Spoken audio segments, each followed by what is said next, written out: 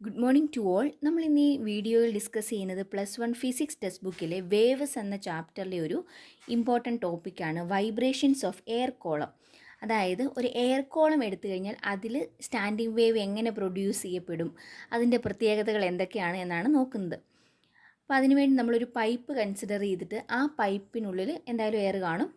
അപ്പോൾ ആ പൈപ്പിനുള്ളിലെ എയറിനെ വൈബ്രേറ്റ് ചെയ്യിക്കുകയാണ് ചെയ്യുന്നത്. അപ്പോൾ അതിനുവേണ്ടി ഒന്നെങ്കിൽ നമ്മൾ ആ പൈപ്പിൻ്റെ മുകൾ ഭാഗത്ത് ഒന്ന് ഊതുകയോ അല്ലെങ്കിൽ ഒരു ട്യൂണിംഗ് ഫോർക്ക് എക്സൈറ്റ് ചെയ്തുകൊണ്ട് വെക്കുകയോ ചെയ്ത് കഴിയുമ്പോൾ ഒരു വേവ് താഴേക്ക്, അതായത് ട്യൂണിംഗ് ഫോർക്കിൽ നിന്നും താഴേക്ക് പോരുന്നൊരു വേവ് കാണും,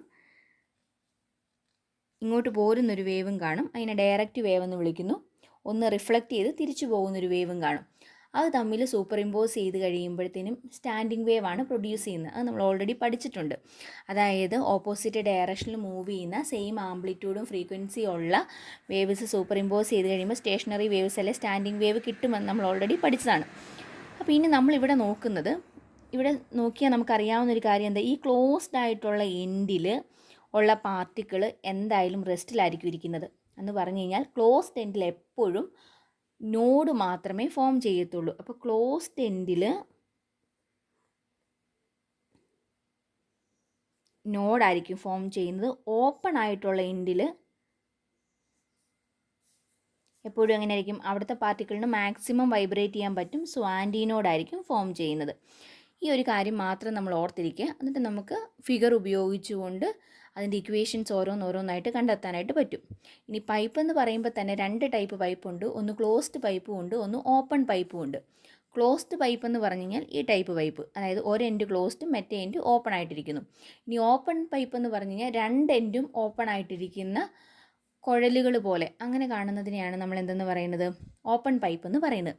നമ്മൾ ആദ്യം ഡിസ്കസ് ചെയ്യുന്ന ക്ലോസ്ഡ് പൈപ്പിലുള്ള സ്റ്റേഷനറി വേവ്സ് എങ്ങനെയാണെന്ന് നോക്കുന്നു. നമുക്കിത് ഉപയോഗിച്ച് തന്നെ ആദ്യം തുടങ്ങാം. അതായത് ക്ലോസ്ഡ് പൈപ്പിലെ ആദ്യത്തെ മോഡ് ഓഫ് വൈബ്രേഷൻ നമ്മൾ നോക്കുകയാണ്. First mode of vibration discuss ചെയ്യാം. ഫസ്റ്റ് മോഡ് ഓഫ്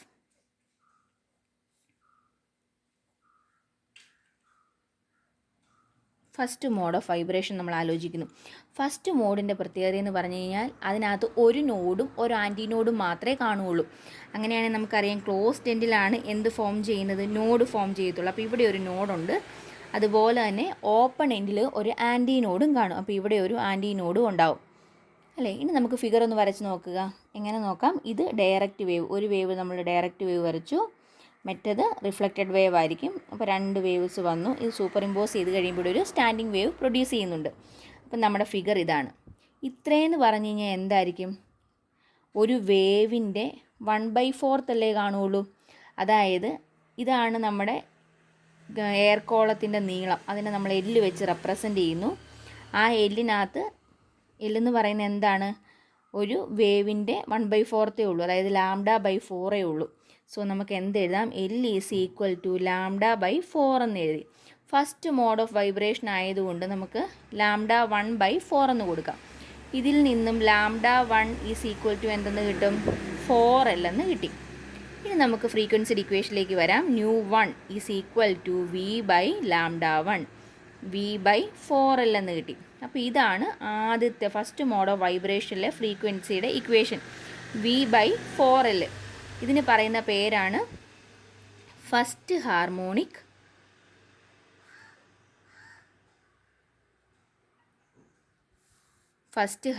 എന്ന് വിളിക്കുന്നു, അല്ലെങ്കിൽ ഫണ്ടമെൻ്റൽ ഫ്രീക്വൻസി.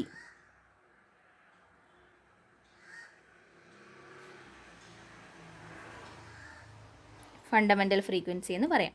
ഇനി അടുത്ത കേസിലോട്ട് പോകാം. Second mode of vibration. Second mode of vibration. First മോഡിൽ ഒരു നോഡും ഒരു ആൻറ്റിനോഡുമാണ് ഫോം ചെയ്യുന്നതെന്ന് പറഞ്ഞു. അങ്ങനെയാണെങ്കിൽ സെക്കൻഡ് മോഡിൽ എത്ര എണ്ണം വരും, രണ്ട് നോഡും രണ്ട് ആൻറ്റിനോഡും ആയിരിക്കും ഫോം ചെയ്യുന്നത്. നമുക്ക് നമ്മുടെ ഫിഗർ ഒന്ന് വരച്ച് നോക്കാം. ട്യൂബ് വരച്ചു, എയർ കോളം വരച്ചു. ക്ലോസ്ഡ് എൻഡിൽ എപ്പോഴും എന്തേ വരുള്ളൂ, നോഡേ വരുള്ളൂ. അപ്പോൾ ഇവിടെ എന്തായാലും ഒരു നോഡ് ഫോം ചെയ്യുന്നുണ്ട്. ഇവിടെ ഒരു ആൻറ്റി നോഡും ഫോം ചെയ്യുന്നുണ്ട്. ഇനി നമുക്ക് എന്താ വേണ്ടത്? 2 നോഡും 2 ആൻറ്റി നോഡുമാണ് ഫോം ചെയ്യുന്നതെന്ന് പറഞ്ഞു നമ്മൾ. അങ്ങനെയാണെങ്കിൽ ഒരു നോഡ് ഇവിടെയാണെങ്കിൽ ഇനി അടുത്ത നോഡ് ഇവിടെ വന്നു. അതെന്തുകൊണ്ടായിരിക്കും അങ്ങനെ വരുന്നത്? ഒരു നോഡ് കഴിഞ്ഞ് ഒരു ആൻറ്റി നോഡ് കഴിഞ്ഞിട്ടേ വീണ്ടും നോഡ് വരുള്ളൂ. അപ്പോൾ ഇവിടെ ഒരു ആൻറ്റി നോഡും വന്നിട്ടുണ്ട്. അപ്പോൾ ഇവിടെ ആൻറ്റി നോഡിൻ്റെ എ എഴുതി. ഇനി നമുക്ക് ഈ ഫിഗർ ഒന്ന് വരച്ച് നോക്കാം. എങ്ങനെ വരും?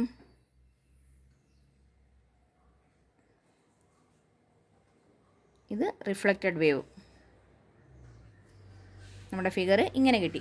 ഇനി ഇവിടെ നോക്കിക്കേ, ഇതിനകത്തും ഇത്രയെന്ന് പറയുന്നത് എന്താണ്? λ/4 അല്ലേ? നമ്മൾ നേരത്തെ പറഞ്ഞായിരുന്നു, ഇവിടെ പറഞ്ഞ പോലെ തന്നെ ഇത്രയെന്ന് പറഞ്ഞാൽ λ/4 ആയിരുന്നു. അപ്പോൾ ഇതെന്ന് പറഞ്ഞാൽ ഇതിൽ ഒരു λ/4, അതായത് അടുത്തടുത്ത ആൻറ്റി നോഡിനും നോഡിനും ഇടയ്ക്കുള്ള അകലം എന്ന് പറഞ്ഞാൽ λ/4 ആണ്.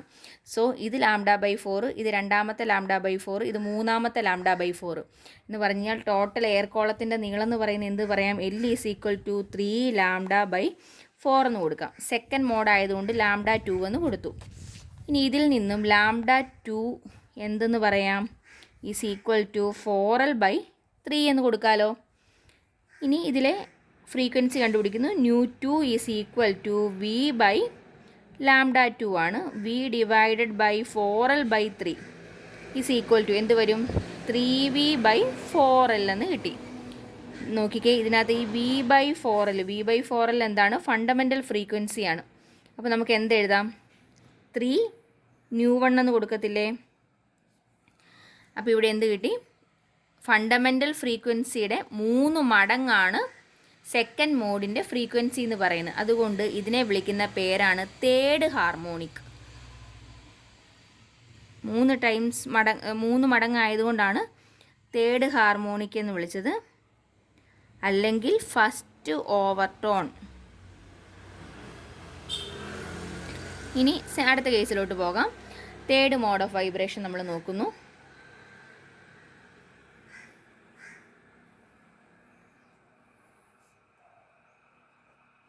തേർഡ് മോഡ് ഓഫ് വൈബ്രേഷനിൽ എങ്ങനെയായിരിക്കും? സെക്കൻഡ് മോഡിൽ 2 നോഡും 2 ആൻറ്റി നോഡുമാണ്. ഫസ്റ്റ് മോഡിൽ 1 നോഡ് 1 ആൻറ്റി നോഡുമാണ്. അങ്ങനെയാണെങ്കിൽ തേർഡ് മോഡിൽ എങ്ങനെയായിരിക്കും?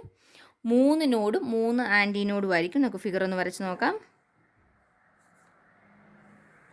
എങ്ങനെയായാലും ക്ലോസ്ഡ് എൻഡിൽ ഒരു നോഡായിരിക്കും ഫോം ചെയ്യുന്നത്.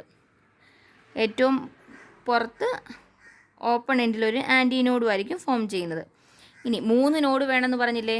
അപ്പോൾ ഈ നോഡ് കഴിഞ്ഞ് ഇവിടെ ഒരു നോഡ് വേണം, അത് കഴിഞ്ഞ് ഒരു നോഡും കൂടെ വേണം. ഓൾട്ടർനേറ്റ് ആയിട്ട് എന്തുണ്ട്? ആൻറ്റി നോഡുണ്ട്. അപ്പോൾ ഇവിടെ ഒരു ആൻറ്റി നോഡ് ഫോം ചെയ്യുന്നു,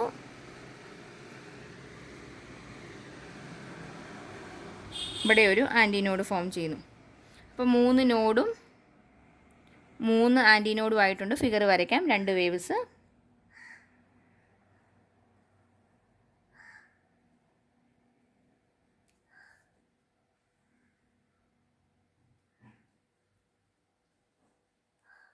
ഫിഗർ ഇങ്ങനെ കിട്ടി.